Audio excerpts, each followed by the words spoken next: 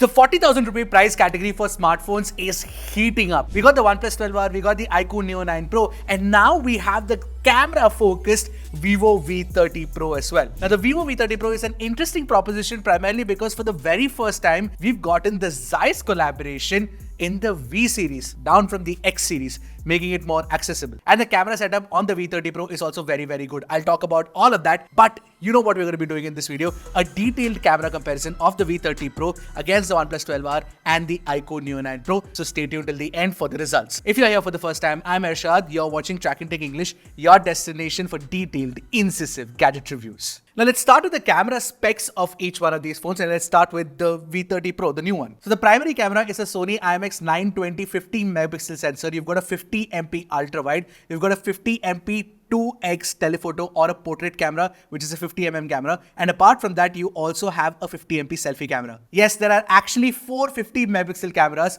on the V30 Pro. On the iQOO Neo 9 Pro, you get a 50MP Sony IMX920, the same sensor, an 8 megapixel ultrawide and a 16MP selfie camera. And finally, on the OnePlus 12R, you get a 50MP Sony IMX890 camera, and apart from that, you also get an 8MP ultrawide, 2MP macro, and a 16MP selfie camera. With that out of the way, let's quickly jump into the camera comparison samples. Now, with the OnePlus's primary camera, we noticed that it captures natural details with no over sharpening per se.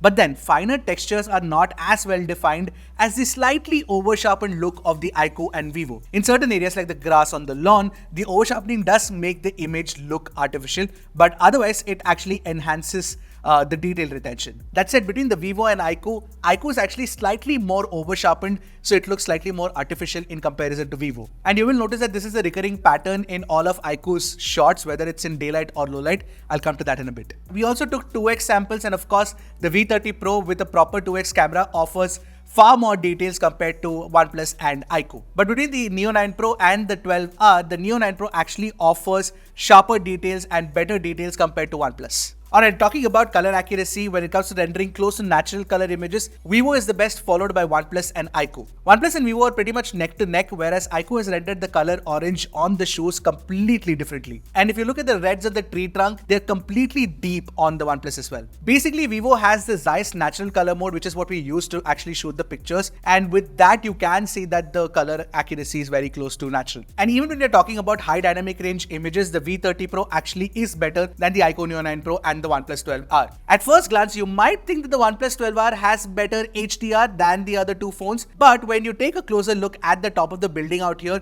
you'll see that the highlights are blown out. Not only that, with Vivo, what we notice is that Vivo actually does pull a lot more details from the shadows. The HDR tuning has been done the best on the Vivo V30 Pro compared to the iQOO Neo 9 Pro and the OnePlus 12R. And the second spot would be taken up by OnePlus, followed by iQOO. Now let's talk about people pictures, the pictures that you will be capturing a lot of your friends and family. And in that, the first thing that we notice is that the OnePlus 12R doesn't capture as much details as both the Vivo or the iQOO. That apart, even the skin tones are completely off. It just doesn't look good. So for me, OnePlus is definitely out of the equation out here, and it's a battle between Vivo and iQOO. Now with Vivo and iQOO, for the skin tone testing, we actually use the natural color mode. On Vivo, you get the Zeiss natural, and on iQOO, you get the regular natural color mode. But with the natural mode on both these phones, it's slightly contrast heavy. That's something you have to keep in mind. Also with the Zeiss natural color mode, what we noticed is that Vivo's skin tones are closer to what Sridhar looks in real life. But yes, the lips are a little too big. iQOO is also very close to neutral, but it doesn't match up to Vivo, primarily because there's a slight bit of a yellow cast that you can see. So overall, when it comes to skin tones and people pictures, it's of course Vivo followed by iQOO followed by OnePlus. And when you're shooting people against a strong backlight, V30 Pro does come up on top. The HDR performance is fantastic, the skin tones are absolutely spot on, and you also get a lot of details as well. But OnePlus, once again, it seems to have that bloom problem, something it has fixed very well compared to the previous OnePlus phones, but it still exists, so that's a problem that you have to keep in mind. Now, if you're shooting portraits, you can shoot 2x portraits at 50mm using the Vivo V30 Pro. You can also shoot 2x portraits using the OnePlus 12R and the iQOO Neo 9 Pro, but that's digitally cropped in. However, if you're shooting portraits, I would suggest shooting at 2x only, primarily because you would get the right size of the face and there would be no warping effect. And when we shot portrait at 2x, it goes without saying that the details on the Vivo V30's pictures were far better than both iQOO and OnePlus, primarily because iQOO and OnePlus do a digital crop. And Vivo skin tones are really good as well. You get great edge cutout too, and you also get a good bokeh drop off. It's not like OnePlus and iQOO's portrait shots are bad, but they don't match up to Vivo in this regard. That apart, with Vivo, you also get all those Zeiss lens simulations, which are fantastic. You get Bada, you get Sonar, you get Distagon, you get so many different lens simulations, and those images that we captured using that portrait camera do look very, very good. Now, we did make a video with the V30 Pro's Zeiss portrait modes with Radhakrishnan from Pixel Village. If you guys haven't watched his videos, you must. They're fantastic. They're actually illuminating. So do go check that video out if you haven't watched it yet. Now finally, let's talk about the low light or the night shots that we took with these three phones.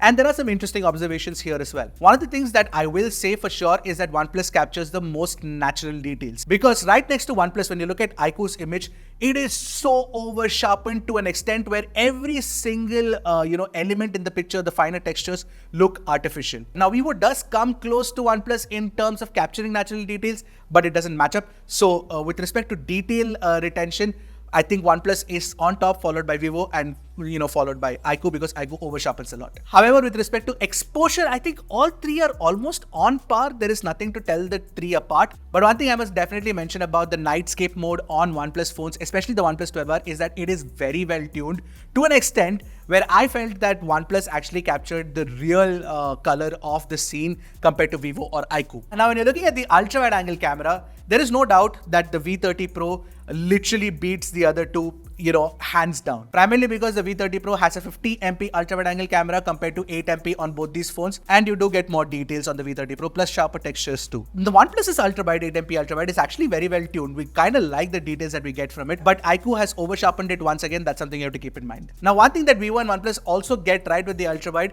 is the fact that the color sense consistency between the ultra-wide and the primary is very close to each other. It's not at the level of the much more expensive phones, but it's still very, very good. It's only slightly inconsistent, which is not too bad. And when you look at the iQOO Neo 9 Pro, the color sense inconsistency is clearly evident, and the chasm is wide between the primary and the ultra wide. And finally, when you're looking at the ultra wide angle low light shots, V30 Pro again comes out on top. But this time, the low light shot on the iQOO Neo 9 Pro is actually very good, followed by OnePlus. Now, if you like taking selfies, then Vivo and iQOO are the best phones for taking selfies among these three, that's for sure, because the 12R definitely doesn't capture as much details as these two phones. But if you're looking at neutral, close to neutral skin tones, none of these get it right. I would have actually appreciated it if Vivo could have added the natural color, Zeiss natural color option in the selfie camera as well, for the selfie camera as well, which would have been nice, but that's not there. And when it comes to HDR selfies, Vivo's HDR selfie is so good. It looks very natural in terms of the processing itself. iQOO has overdone the processing out here, and it adds a little bit more drama to the scene than what actually existed. So I think Vivo definitely does it better than iQOO, and Vivo also does it better than OnePlus as well. Now, when it comes to selfie portraits, all the three are really good, but when it comes to edge detection, it was better achieved on Vivo and iQOO. And Vivo is also slightly better primarily because of the natural rendition of the skin tone. Now, you guys let me know which one of these three selfie portraits did you like